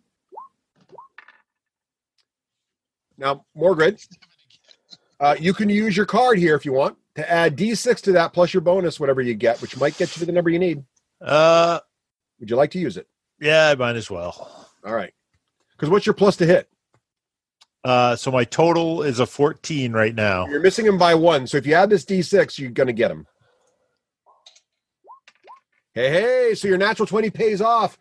You just take an extra moment to aim and you shoot him. Your arrow flies true. How much damage do you do? 11.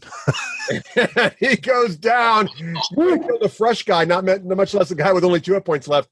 He is down. Your arrow strikes him right in the back of the skull with a meaty thwack. And the poor goblin goes, and falls over dead. Oh. So his wide eyes looking up at you pleadingly. Why, Butcher? Enjoy your hands.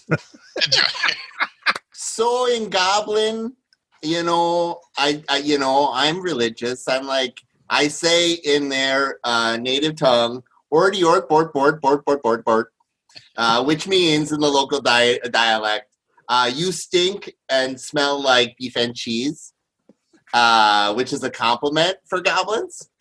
And then hopefully they'll find themselves a better way to be in the next life.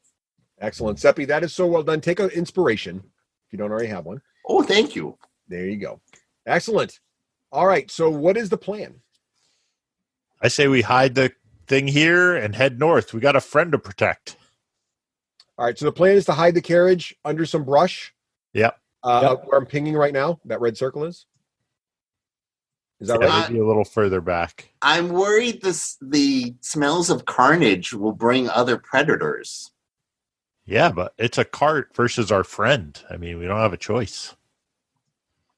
Well, friend's a strong word. I know the guy. I helped him with his pipe, but friend's a strong word. I mean, Adric, he's this kin. I guess I like Adric. I'm going to go along with this, but Oh, don't use the F word. Oh.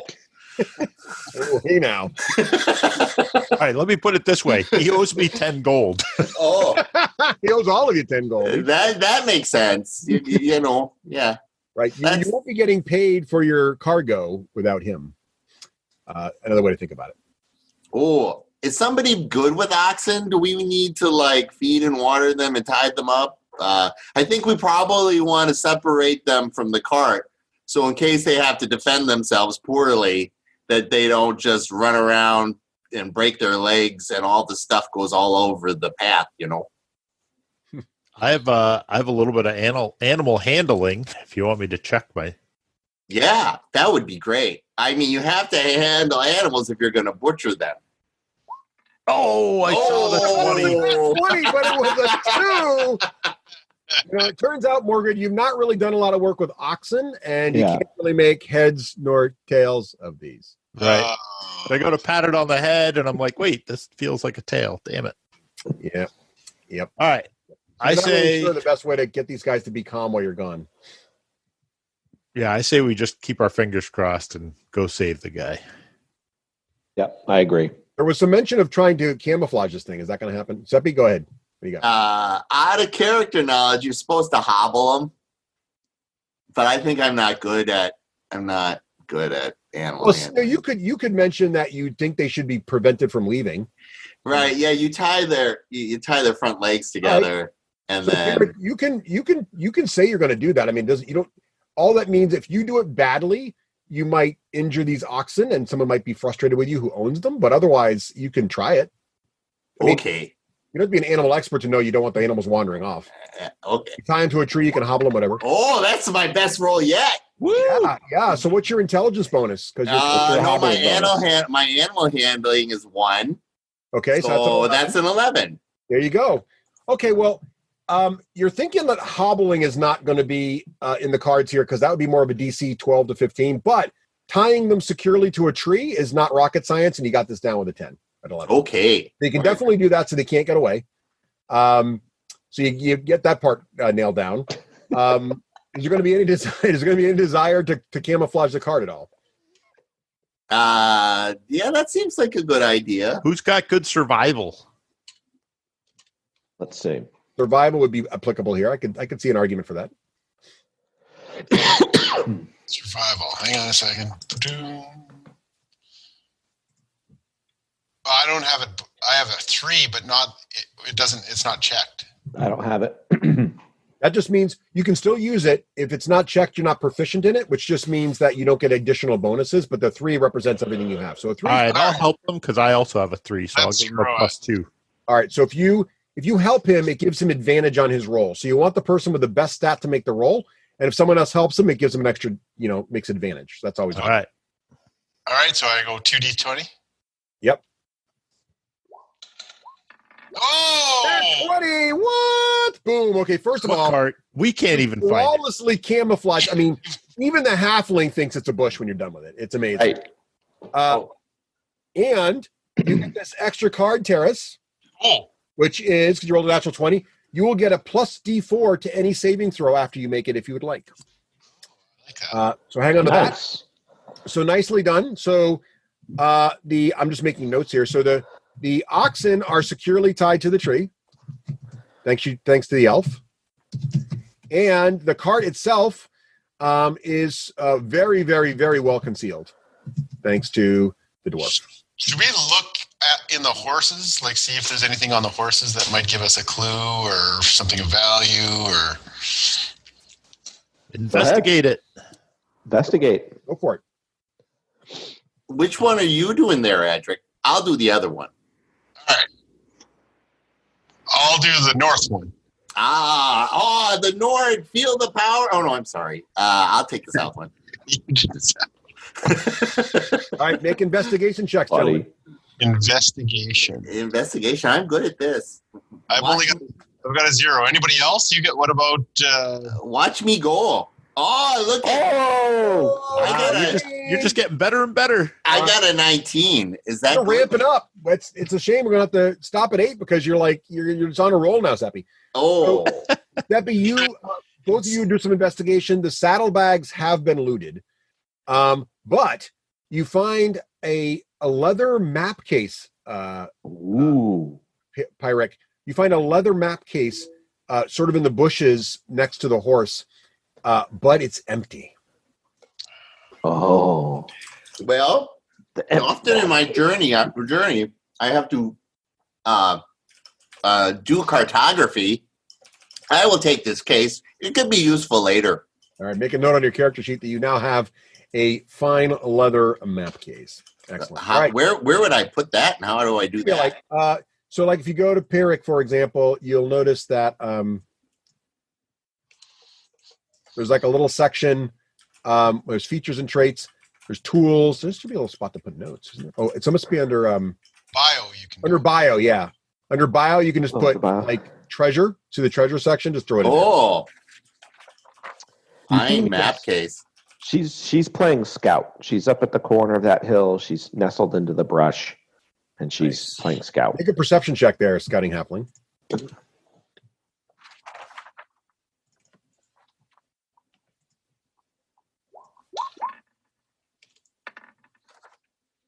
It's pretty good.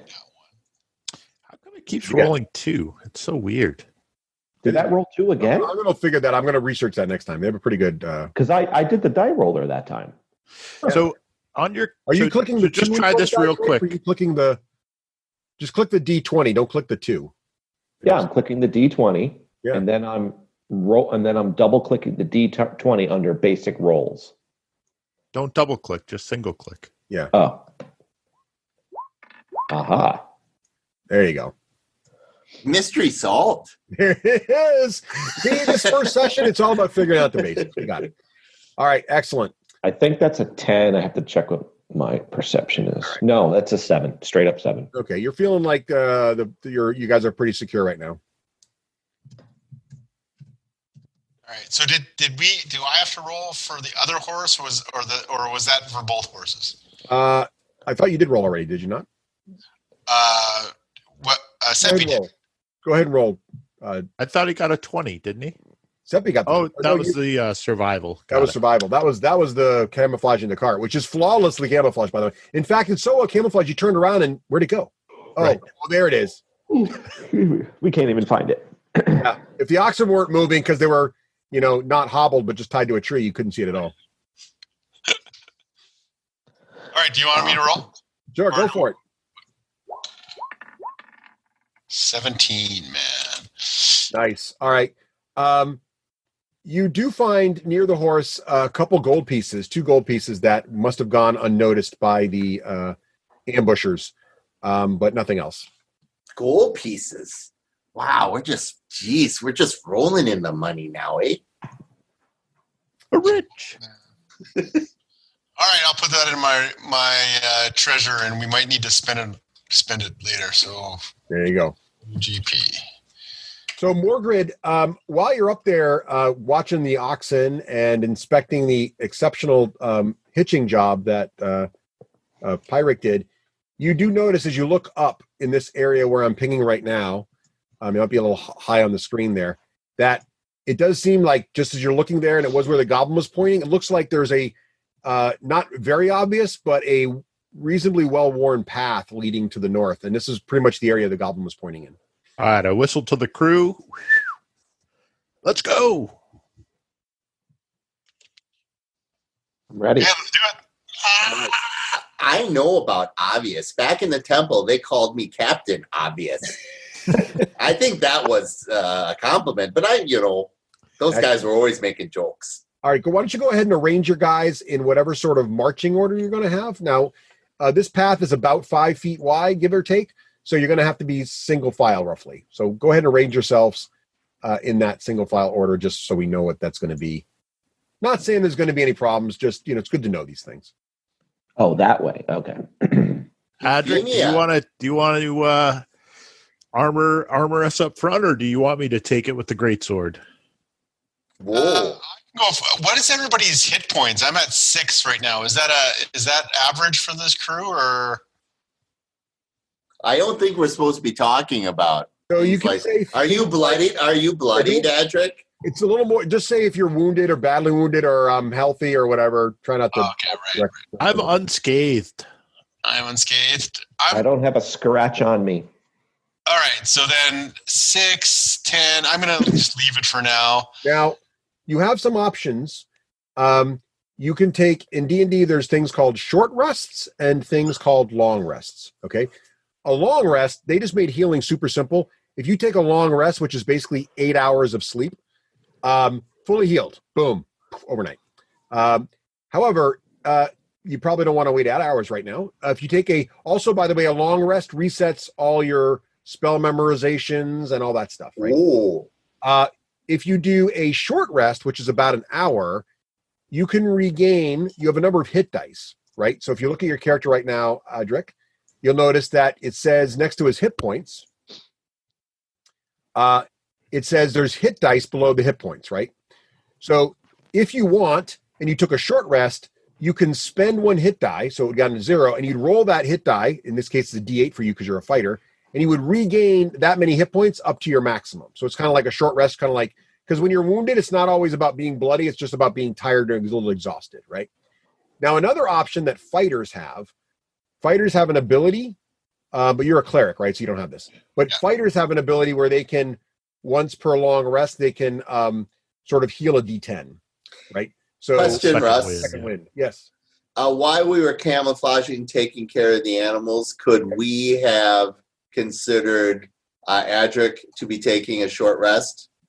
You could have, except he was the one doing the camouflaging because you rolled that now. Oh, never mind. So I'm going to say no, but he could have. Never mind. Him taking a short rest. Oh, you should tough it out. Come on. Yeah, don't shame your clan there. Let's go. Jeez, let's do this.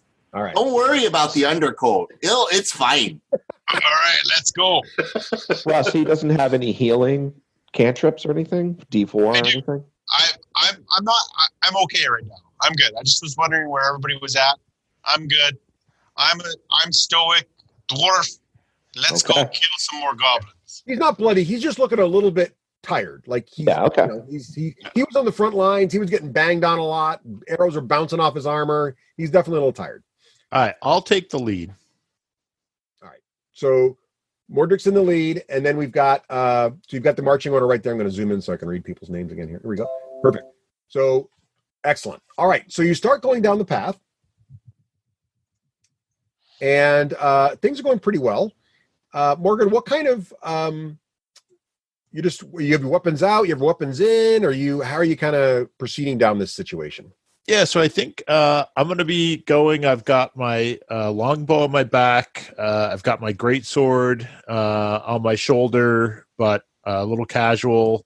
I honestly am feeling pretty confident that they are back at their base, and I'm feeling a little anxious that my friends are, this guy that owes me money has been taken by goblins, and my destiny is for greatness. So I want to make sure that I get there to do my big first heroic act. Got it. So you're kind of less cautious, more speed is where you're going. Yeah. Okay. All right. So Morgan's setting a pretty good pace for all of you. And are you all trying to keep up with him nicely? You're concentrating more on speed than caution. Is that what I'm hearing? I'll do that. Yep. Now, bugbear is a funny word. Now, normally bug, you'd think it as insect-like, but that in this case, that's not what we're talking about. And certainly not the more vulgar buggery. These are not why the bugbears are called it. Its bugbear is because the original clan of these demi-humans was bugracious. And so bugracious bear-like beings got shortened to bugbear. Oh. Wow. Zebby, take another point of inspiration. I think that was exceptional. Actually, you could take my... No, I'm already inspirational. Mogrid turns around and goes, boy, you are so voluptuous. I'm just so impressed. All right. So Pyric is making this awesome diatribe, and Morgred turns around and is like, you are so what? And all of a sudden, as he turns around, his left foot, as he continued to kind of walking backwards, kind of talking to you, steps into something. You hear this twang. It wraps around his ankle, and suddenly Morgred is like shot into the air and bounces from the branch of a tree about 10, 15 feet off the ground, kind of bouncing up and down. And you can see the rope is starting to fray a little bit. It might drop the rope. We're going to do some damage. Y'all have like one action you can do to try to help him out here. I don't know. I can't even reach. All right, let me take a look and see if I've got a knife or something. I've got a hand axe. I'm sure you could reach around and help him. It's often I hear the guys like that kind of help. All right, so try to explain what you're trying to do there, Terrace, because he's up there. How far up is he? He's about 10 feet up right now. He shot up as high as 15, but as the sort of the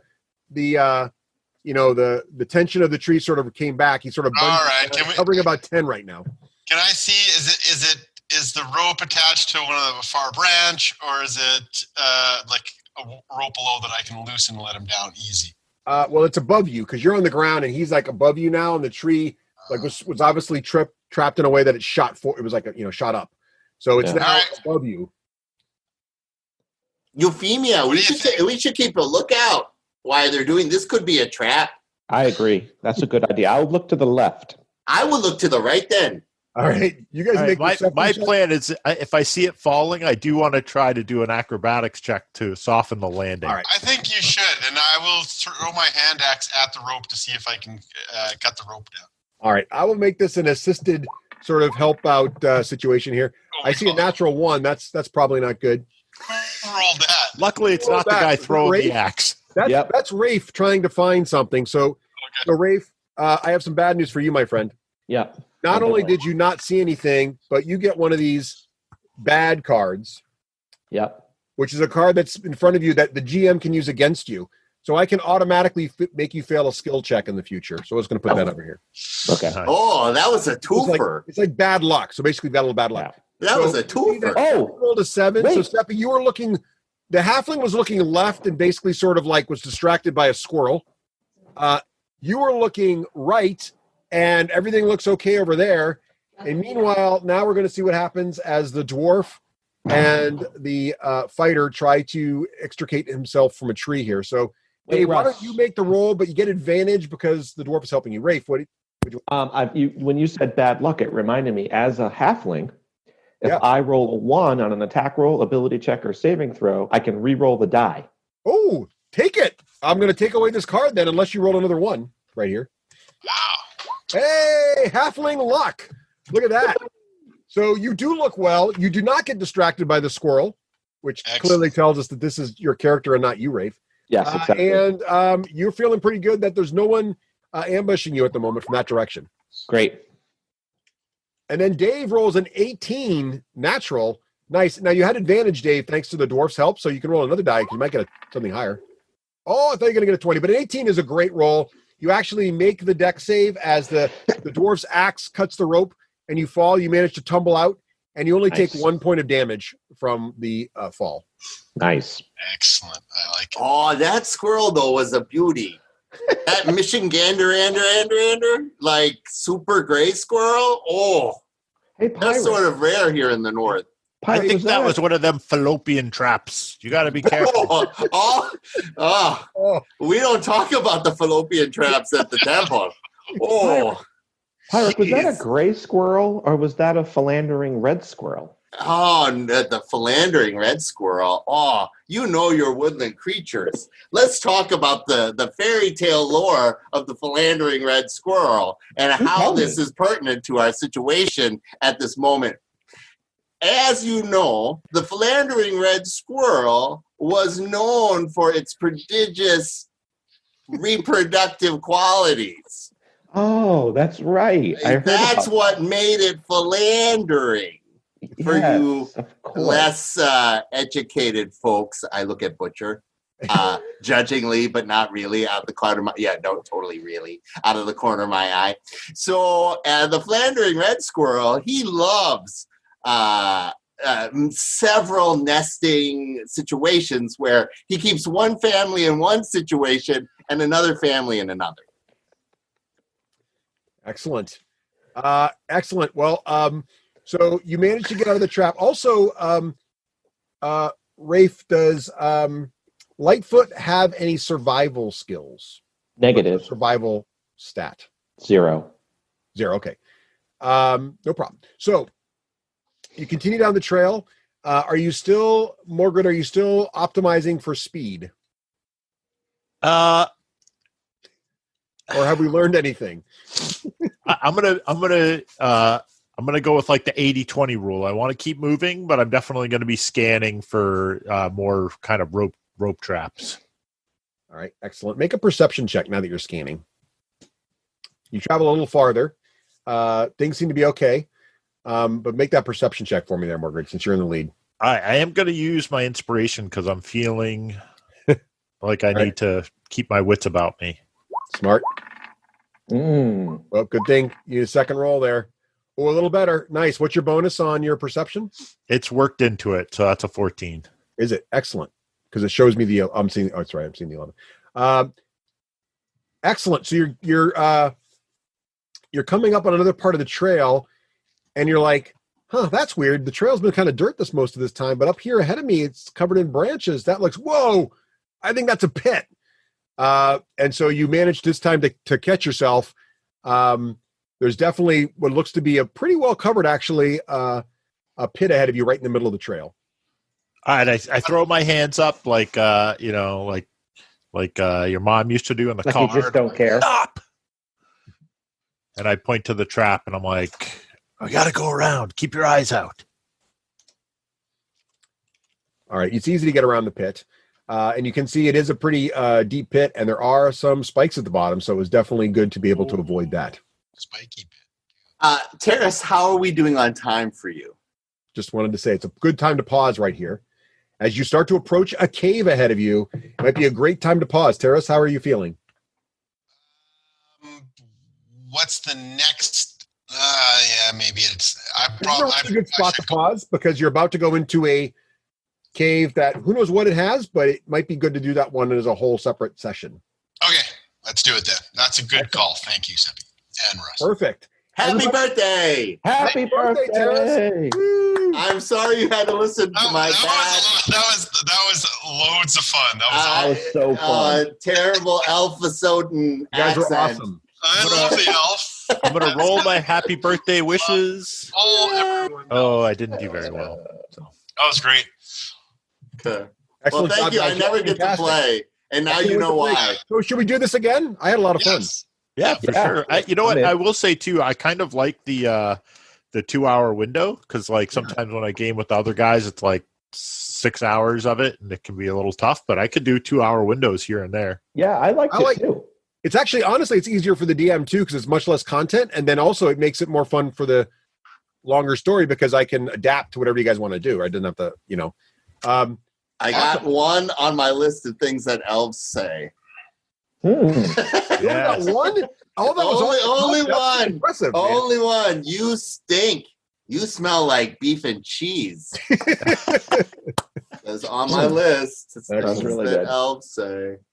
It's a lot of fun, and it's. I'm surprised at how good the system is. Like the system is. Yeah, I like it. Amazing. Yeah, I like this. I like Roll20 because it's not very complicated, right? There's and I also like 5e because it's not very complicated. So I'm going to research this whole why it's rolling too many dice things. That was only one click, by the way. Hey, by the way, Ross, I could tell you right now, all you have to do is go into your character sheet and say, "Don't always roll advantage." That's it. Oh, simple. I did it. Sheet. It's just a setting in your character sheet. In the character sheet or in the settings? So if you go into your character sheet and I'm up there. next to hold on, where was it? Okay, next to spells, those little things, there's a little gear. oh yeah. Mm-hmm. And the first one down, it says roll queries. Always roll advantage, ask. Oh, yeah. And I just put never roll advantage, and now it just rolls one, and I can roll it a second time. I don't have spells. No, it's to the right of spell. bio and spells. I can fix it for everybody. I can change them. So I'll do that. I see it. Yeah. Cool. Good catch. That, by the way, that was thank you, Google. Nice. Like the top thread. So Yeah. Never roll advantage. That's awesome. Awesome. Yeah, it's an amazing system. And Russ, thank you for DMing. That was incredible. Yes, thank you, Russ. It was fun. My pleasure. So let's do this again.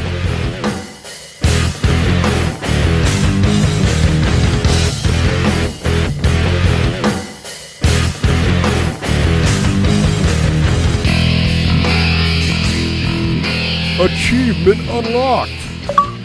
You've made it to the end of another D6 Generation episode, the podcast whose humor has universally been acclaimed as not too horrible. Please let us know what you thought of the show by emailing us at info@the d6generation.com. If for some inexplicable reason you actually enjoyed this show, you can help others find out about it by leaving positive reviews on iTunes. Thanks for listening and happy gaming.